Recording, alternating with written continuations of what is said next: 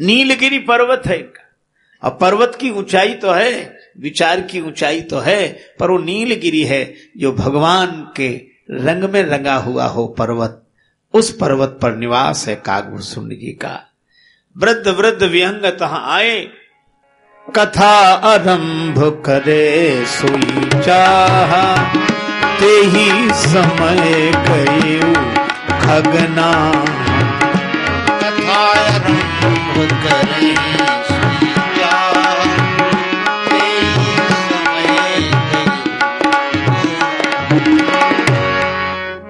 कथा आरंभ ही करना चाहते थे कागभूषुंड जी, आसन पर बैठे। अब कथा का आरंभ उसी समय गरुड़ जी पहुंचे। कितना अद्भुत पाठ सिखाती है यह राम कथा। वक्ता को भी विनम्र होना चाहिए। कागभूषुंड जी देख लें गरुड़ जी, हाँ आए होंगे, ठीक है। मन ही मन कहते आज पड़े चक्कर में, नहीं समझ में आए तो यहां आए। कई लोग बोलते हैं हाँ बहुत लोग आते हैं अब, पर वक्ता में विनम्रता होनी चाहिए। श्री तुलसीदास जी का एक दोहा है, तुलसी तरुसम तन करो। तुलसीदास जी के नाम से लोग कहते हैं, पर हमारी संत परंपरा में यह दोहा कहा जाता है, तुलसी तरुसम तन करो, मुख तुलसी दल राख, और कर तुलसी की माल गहो, तब तुलसी कृत भाग। तुलसी तरु के समान विनम्र, मुख में तुलसी दल, हाथ में तुलसी माला, तब तुलसीदास जी की रामचरितमानस का वर्णन करो। इतना वक्ता को विनम्र होना चाहिए। अब तो एक महात्मा व्यंग करते हुए कहते थे कि नहीं नहीं, अब तुलसी तरु समतन नहीं मिलता, न मुख में तुलसी दल, न हाथ में तुलसी माला। फिर वो कहते थे अहंकार तन में खरो, और पान भरो मुख राख, और रेष्ट बाच कर में धरी, तब तुलसी कृत भाग। अरे ऐसा थोड़ी होता भैया। वक्ता में विनम्रता होनी चाहिए। कागभूषुंड जी ने देखा गरुड़ जी आए हैं, तो व्यासपीठ को प्रणाम करके नीचे उतर गए। गरुड़ जी को प्रणाम किया, गरुड़ जी को बिठाया और क्या कहा, आज धन्य में धन्यति, यद्यपि सब विधिहीन, निज जन जानि राम मोहि, संत समागम दी। आज मैं धन्य हो गया, गरुड़ जी आप पधारे, आपके आने से मुझे संत समागम जैसा सुख मिल गया। यह भाव वक्ता का, श्रोताओं के रूप में भगवान आए हैं। हमारे एक महात्मा थे, वो कहते थे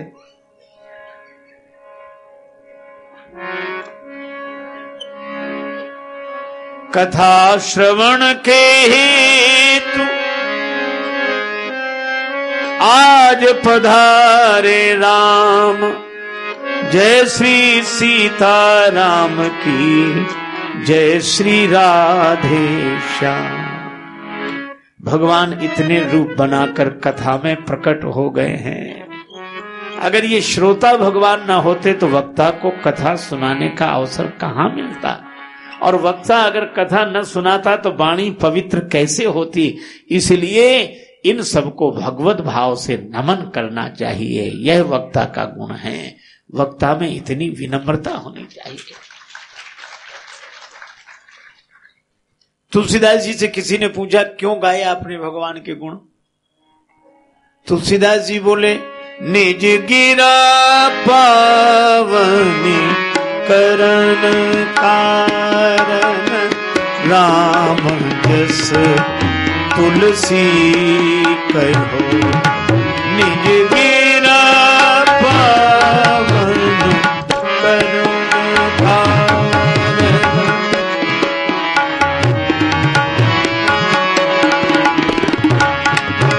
निज गिरा पावनी करण,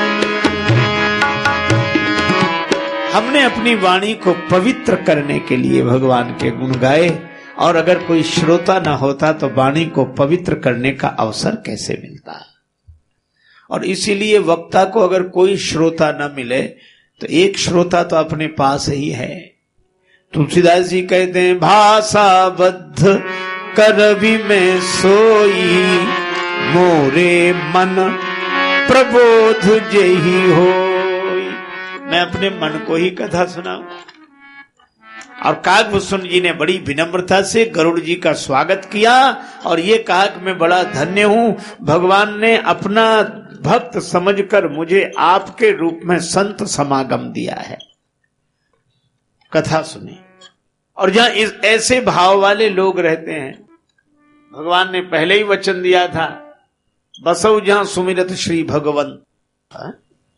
ये पहले ही गुरुदेव ने कहा, शिव जी ने कहा कि जहां तुम निवास करोगे, बसौ जहां सुमिरत श्री भगवंत, व्यापई तहन अविद्या योजन एक पर्यंत। एक पर्यंत योजन तक अविद्या व्यापेगी नहीं। अच्छा देखो, आपने कभी सोचा कि एक योजन पर्यंत अविद्या नहीं व्यापेगी? सही बात है, आप प्रयोग करके देख लेना। आप अपने मकान में एक ऐसा कमरा रखो जो हमेशा खुला न रहे, वो तभी खुले जब आप भजन करने जाएं, और जितनी देर भजन हो तब तक खुला रहे, फिर बंद कर दो। जिसमें केवल पूजा पाठ भजन स्मरण हो तो बंद रखो। आप देखोगे कुछ दिनों बाद आपको जब अशांति हो, उसी कमरे में जाकर बैठ जाओ, शांति मिलनी शुरू हो जाएगी।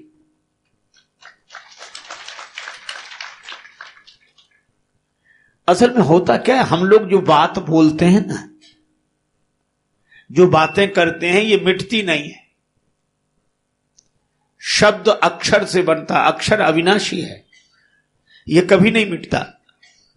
इसीलिए आपने जो क्रोध में गालियां दी हैं, अपशब्द बोले हैं, किसी को डांटा है, क्रोध आके चला गया, पर वो शब्द वहीं रह गए। आपने मकान भी छोड़ दिया, आप दूसरी जगह चले गए, लेकिन उस मकान में जो भी आके रहेगा तो आपकी बोली हुई गालियां गूंज रही हैं, अभी वो अक्षर गूंज रहे हैं, वो शब्द गूंज रहे हैं। इसलिए नए आदमी को बड़ी बेचैनी होगी, पता नहीं है कैसा लग रहा, और कुछ नहीं लग रहा, ना कोई भूत है ना कोई प्रेत है, पर वो जो बोली हुई बोलियां हैं, अपशब्द हैं, वो अपशब्द उसके हृदय को उद्वेलित कर रहे हैं। इसीलिए कहते हैं कि ऐसी बात मत बोलो, क्योंकि बात रह जाएगी। इसी तरह अखंड कीर्तन होता है, मानस पाठ होता है, क्यों? ताकि उस अशुभ वातावरण में जो ऐसे शब्द गूंज रहे हैं, उनकी जगह रामायण की चौपाइयां गूंजें, कीर्तन गूंजे, यज्ञ हो, हवन वेद मंत्र गूंजे। उस गुंजायमान से हम वातावरण को पवित्र करते हैं, उस गुंजायमान ध्वनि से। इसीलिए महात्मा पहाड़ों पर चले जाते हैं। पहाड़ों पर हमारे गुरुदेव कहा करते थे कि 5000 फीट की ऊंचाई पर कोई चला जाए तो मन अपने आप शांत होने लगता है। वन में जाते हैं महात्मा भजन करने। वन में क्यों? देखो, शहर और वन में एक अंतर है। आप शहर में जाओ, यहां से वहां तक शहर में घूमो रिक्शा से, बाजार मिले, अरे भाई ये बड़ी दुकान पहले तो नहीं थी, इसी साल खुल गई, इसकी है, तो तुरंत कोई कहेगा हाँ इसी साल खोली। किसने? वो अपने शर्मा जी है ना, वो शर्मा जी जो पहले, अच्छा उनकी है। अब थोड़े आगे बढ़े, अरे वाह ये फैक्ट्री अग्रवाल जी की है। शहर में यही तो पता लगेगा, शर्मा जी की है, अग्रवाल जी की है, दीक्षित जी की है, चौहान साहब की है, इनकी है। शहर भर में यही नाम मिलेंगे, वर्मा जी की, देवांगन जी की, चौहान साहब की, है ना। यहां सब संसार फैला है कि नहीं। और जंगल में गए, अब बैठ गए नदी किनारे, पेड़ के किनारे, पहाड़ के किनारे। अब वहां पूछो ये पहाड़ किसके हैं? न शर्मा जी, न वर्मा जी, न दीक्षित जी, न चौहान साहब, कोई नहीं। नदी भी भगवान की, पहाड़ भी भगवान के, वृक्ष भी भगवान के, और जहां सब कुछ भगवान का हो ऐसे वातावरण में मन अपने आप भगवान के भजन में लगता है। इसीलिए हम लोग एक कविता सुनते थे, जिसने फूलों को महकाया, जिसने चिड़ियों को चहकाया, हम उस ईश्वर के गुण गाएं, उसे प्रेम से शीश झुकाएं। परमात्मा का है, परमात्मा का है। अच्छा, गंगा जी किनारे और मन लगता है। क्यों? गंगा जी ऐसी धारा हैं जिनका जन्म ही भगवान के चरणों से है। जो धारा भगवान के चरणों से जुड़ी हुई हो। तब मैं आपसे चर्चा कर रहा हूं कि ये तीर्थ इसीलिए पवित्र होते थे, और हम लोगों को भी तीर्थ यात्रा करने जाएं तो तीर्थों की पावनता बनाए रखनी चाहिए। हम उसकी पावनता नहीं रखते। एक सज्जन गए और क्या ले, अब तो बड़ी मुश्किल है। पहले रेडियो ले जाते थे, रेडियो बंद हुआ तो टेप रिकॉर्डर चले, अब तो मोबाइल ही बहुत है। जहां वेद मंत्र गूंजते थे, रामायण के पाठ गूंजते थे, वहां ये मोबाइल वाले क्या क्या गुंजाते हैं। इसीलिए मन नहीं लगता कहीं। मन का दोष नहीं है। अच्छा, आप ऐसे सोचो, आपके पास रेडियो हो, उस रेडियो में छत्तीसगढ़ी लोकगीत आते हो, आप बड़े खुश रहते हो, और उसी रेडियो को लेकर चले जाओ तमिलनाडु, तो वो वहीं का प्रोग्राम सुनाएगा, आपकी समझ में ही नहीं आएगा। आप कहोगे पता नहीं हमारे रेडियो क्या हो गया, रायपुर में तो छत्तीसगढ़ी लोकगीत सुनाता था, यहां जाने क्या बोलता है, ले पो पो पो पो करता है, तो हमारा रेडियो खराब हो गया है। अरे फेंको उसको, अरे भूल कर मत फेंकना, रेडियो बिल्कुल खराब नहीं हुआ है। आप तो रायपुर लौट कर आओ तो वही रेडियो वही लोकगीत सुनाने लगेगा। इसी तरह रेडियो खराब नहीं है, पर आप गलत रेडियो स्टेशन की रेंज में ले गए हैं उसे। इसी तरह मैं कहता हूं, आपका मन खराब नहीं है, पर आप गलत रेडियो स्टेशन की रेंज में ले जाते हो। ये मन वहीं का प्रोग्राम सुनाने लगता है, इसका कोई दोष नहीं। इसीलिए मैं आपसे कह रहा हूं कि भगवान का भजन करते हुए कोई कहीं रहेगा तो ये अविद्या दूर दूर तक व्याप्त नहीं होगी। इसीलिए महापुरुष कीर्तन कराते हैं, सत्संग करते हैं, ताकि भूमि पवित्र हो, स्थान पवित्र हो। अब हम लोग तो देखते हैं कि हम लोगों के साथ भी वातावरण नहीं बन पाता है। कीर्तन भजन ये तो सब छोड़ो, मोबाइल ही चलते रहते हैं 24 मोबाइल, जब तक सो ना जाए, तो वातावरण कैसे बनेगा। इसीलिए मैं आपसे चर्चा कर रहा हूं कि कागभूषुंड जी जहां भगवान का भजन करते हुए रहे। अच्छा, उन्होंने 4 पेड़ लगा रखे थे, आम छाह कर मानस पूजा, पीपल वृक्ष के नीचे ध्यान करते, आम के नीचे मानस पूजा करते, जप यज्ञ पाकरी वृक्ष के नीचे करते, और भगवान की कथा वट वृक्ष के नीचे करते। आश्रमीय वातावरण, आध्यात्मिक वातावरण। गरुड़ जी ने कहा कि मुझे बड़ी शांति मिली यहां, लेकिन जब शांति मिली तो अहम छूटा, और अहम छूटा तो अपने मन की बात कहने लगे कि गरुड़ जी ने कहा कि मुझे मोह हो गया है। मोह माने अज्ञान, मैं राम जी को भगवान नहीं समझ पा रहा हूं, ये अज्ञान मुझे पीड़ा दे रहा है। कागभूषुंड जी ने कितनी अच्छी बात कही। कागभूषुंड जी ने कहा कि आपको तो अब हुआ है, मुझे तो कई बार हो चुका है, मुझे मोह कई बार हुआ है। अच्छा, होता ही है, भले ही ना समझ पाए। एक डॉक्टर के पास एक सज्जन गए, डॉक्टर साहब ठीक कर दो हमें, क्या बीमारी है तुम्हें? मुझे एक ही बीमारी है, एक आदमी हो तो 2 दिखते हैं। डॉक्टर ने कहा कैसे? बोले जैसे आप एक बैठे हो, हमें 2 दिख रहे हैं। डॉक्टर साहब बोले बिल्कुल ठीक हो जाओगे, बैठो बैठो, लेकिन एक बात बताओ, क्या तुम चारों को यही मर्ज है? डॉक्टर साहब को 4 दिखते थे।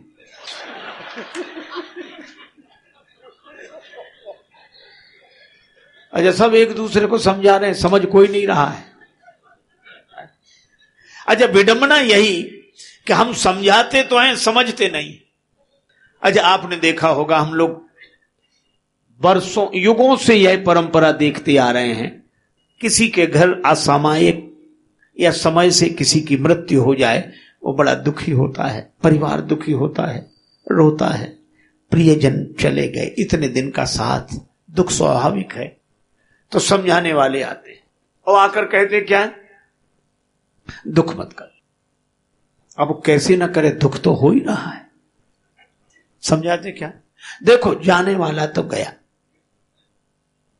शरीर पड़ा है, जाने वाला गया, बाधा न कम न ज्यादा, आ गई आज हम कल पर। और ऐसी ऐसी बातें, असोच्या न सोचस तुम प्रज्ञावादांश भाष्य गता सून अगता सून सुनान सोचंती पंडिता। ये पंडित लोग ऐसा विचार नहीं करते किसका शरीर छूट गया, क्या है, न त्वेवा हम जातु नासम न तुम नेमी जनाधिपा, ऐसा उपदेश करते हैं गांव वाले। उस बेचारे का दुख दूर ना भी हो तो भी वो आंसू पोंछ लेता है। क्यों? अगर वो आंसू ना पोंछे तो लोग कहें कि इसे गीता समझ में नहीं आती, गीता के श्लोक सुनाए, इसलिए वो भी जबरदस्ती जैसे समझ में आ गई। लेकिन वो भी कहता कोई बात नहीं, मन ही मन सोचता कि हमें भी मौका मिलेगा। जो बातें इन्होंने समझाई थी, और जब इनके यहां कोई मर जाता है तो जिन्हें समझाया था फिर वो जाते हैं समझाने, और वो भी यही कहते हैं शरीर नश्वर है, जीव एक दिन जाएगा। और वो यही श्लोक वो सुनाते उन्हें, न त्वेवा हम जातु नासम न तुम नेमे जनाधिपा। अच्छा देखो कितनी विडंबना है। अगर वो समझ गए होते जो समझा रहे थे, तो इनके यहां उन्हें समझाने आने की क्या जरूरत थी। अगर वो ही समझ गए होते तो इन्हें समझाने जाने की जरूरत क्या थी। विडंबना देखो, हम लोग जिंदगी भर समझाते हैं और एक ही बात समझाते हैं, पर हम उन्हें समझाते हैं, वो हमें समझाते हैं, लेकिन ना हम समझते हैं ना वो समझते हैं। यही हो रहा है। पर इस पर विचार करें कि जो हम समझा रहे हैं क्या हम समझ गए। श्री तुलसीदास जी कहते हैं, देखिए सुनिए कहिए समझाइए, दशा हृदय नहीं आवे।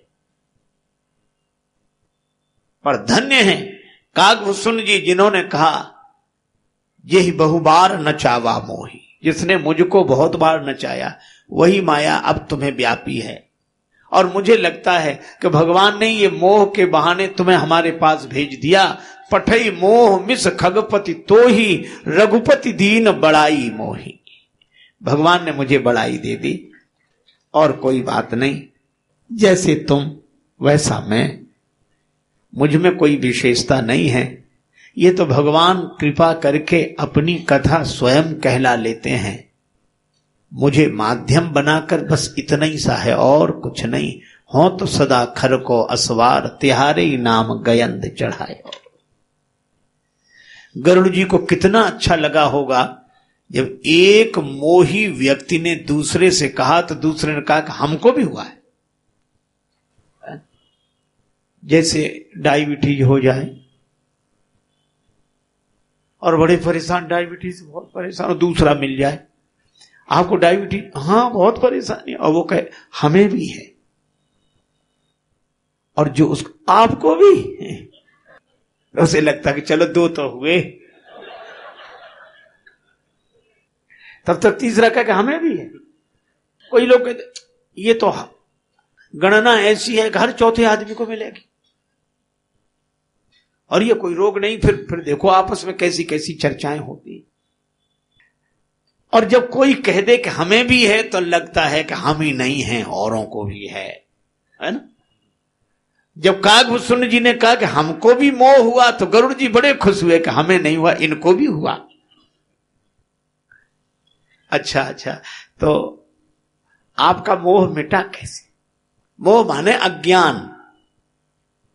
जैसे कहा जाता है सती जी का मोह, तो मोह का अर्थ मोहित होना नहीं है, अज्ञान। मोह सकल व्याधिन कर मूला, अज्ञान। आपके अज्ञान की निवृत्ति कैसे हुई? भगवान की भक्ति और गरुड़ जी बोले, मन में सोचने लगे मैं तो ज्ञानी हूं, तो क्या भक्तों की निवृत्ति होती है, ज्ञानियों की नहीं होती? तो एक प्रश्न किया उन्होंने, ज्ञानी ही भगति ही अंतर केता, ज्ञानी भगति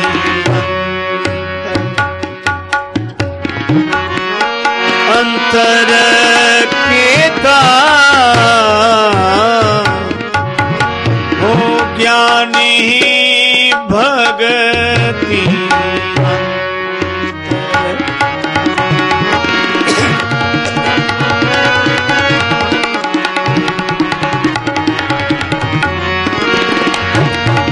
ज्ञानी ही भगति सकल कहु प्रभु कृपा, निकेता अंतर, निकेता अंतर, निकेता अंतर। ज्ञान और भक्ति में कितना अंतर है?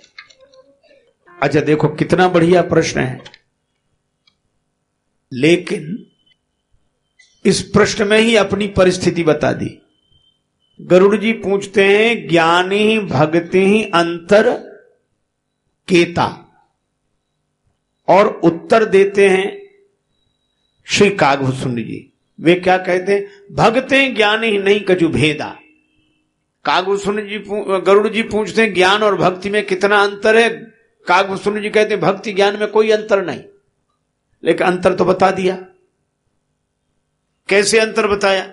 गरुड़ महाज्ञानी गुण राशि, गरुड़ जी ज्ञानी है और इसलिए ज्ञान का नाम पहले लिया, भक्ति का बाद में। ज्ञान ही भक्ति ही अंतर केता, ज्ञान और भक्ति में क्या अंतर है? और कागभूषुंड जी हैं भक्त, इसलिए भक्ति का नाम पहले लिया, भक्ति ही ज्ञान ही नहीं कछु भेदा। कोई भेद नहीं है, लेकिन इतना तो भेद है, एक ज्ञान की बात कर रहा है, एक भक्ति की। एक सज्जन बोले कुछ समाधान जचा नहीं, अंतर क्या है? हमसे पूछने लगा, हमने कहा हमें तो एक ही सरल समझ में आती बात। बोले क्या? हमने कहा विवाह में गए हो किसी के? बोले हाँ जाते हैं, निमंत्रण मिलते हैं, बराबर जाते हैं। वर कन्या का विवाह होता, शादी में जाते हैं। अच्छा एक बात बताओ, तो कुछ लोगों को वर पक्ष से निमंत्रण मिलता होगा? बोले हाँ वर पक्ष से, और कुछ लोगों को कन्या पक्ष से। हाँ ये बात तो है। तो निमंत्रण पत्र में वर पक्ष से मिला है निमंत्रण, कैसे पता लगेगा? पूछते फिरोगे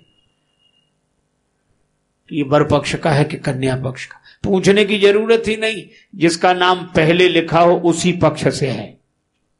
वर का नाम इस तरफ, कन्या का नाम उस तरफ, और कन्या पक्ष से निमंत्रण मिलेगा तो कन्या का नाम इस तरफ, वर का नाम उस तरफ। आप नाम देख के समझ जाएंगे कि वर पक्ष से, कन्या पक्ष से। अच्छा चलो, अलग अलग नामों की स्थिति है, अलग अलग निमंत्रण है, अलग अलग भाव से आए, कन्या पक्ष से आया, वर पक्ष से आया। चलो निमंत्रण आपको मिल गए, और निमंत्रण देखकर जब शादी में आप पहुंचोगे तो अलग अलग जगह जाओगे कि एक ही जगह पहुंचोगे? एक ही जगह, और एक ही जगह पहुंचोगे तो वर के गले में कन्या माला डालेगी, कन्या के गले में वर माला डालेगा, और दोनों को देखकर आप आनंदित हो जाएंगे। मैं भी आपसे कहता हूं कि वर पक्ष से निमंत्रण मिले चाहे कन्या पक्ष से, अर्थात चाहे ज्ञान के पक्षधर आप हों चाहे भक्ति के पक्षधर आप हों, आप तो निमंत्रण देखकर चल दो, एक ही जगह पहुंचोगे जहां भक्ति ज्ञान को माला पहना रही है, ज्ञान भक्ति को माला पहना रहा है। एक ही जगह है, अलग अलग तो जा ही नहीं सकते। लेकिन अकल न लगा, निमंत्रण देखकर ही बहस करते रहो। बहस नहीं, विश्वास पूर्वक चल पड़ो। कई लोग तो ऐसी अकल लगाते। एक विद्यार्थी एक अध्यापक से बोला, सर प्रणाम। अध्यापक ने कहा हाँ खुश रहो, बोलो एक बात पूछो। हाँ पूछो। आपके पिताजी कब मरे थे? ले। अध्यापक ने कहा अद्भुत आदमी है, पिताजी के मरने से हमसे काय को? बोले उनको 3-4 साल हो गए। 4 साल हो गए? हाँ। लेकिन तुम क्यों पूछ रहे? कल मेरे सपने में आए थे।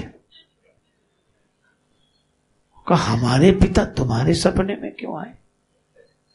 नहीं, वो ये कह रहे थे कि हमारा जो बेटा है, तुम्हारा जो कक्षा का अध्यापक है, उससे जाके कह देना कि मैंने कहा है, मेरे बेटे से कह देना कि मैंने कहा है कि इस लड़के को पास कर देना, चाहे नंबर आवे चाहे ना आवे। अब आपके बाप ने कहा है, समझ लो। चला गया वो। अध्यापक से सोचा बड़ा चालाक है, पिता की बात कर गया। बोला अच्छा कल आना, कल आना। दूसरे दिन गए तो अध्यापक बोले जरा, हाँ सर। अध्यापक बोला आज हमारे पिताजी हमारे सपने में आए थे। अब वो कह रहे थे कि वो बालक बड़ा धूर्त है, वो कितना भी कुछ कहे उसे पास मत करना, नंबर आए तो पास करना, वैसे पास मत करना, जाओ। वो विद्यार्थी बोला कि सर कोई बात नहीं, लेकिन इस घटना से एक बात तो समझ में आ गई। क्या? आपके बाप भी दो कौड़ी के हैं यार, हमसे कुछ कहते हैं आपसे कुछ कहते हैं। बोलो।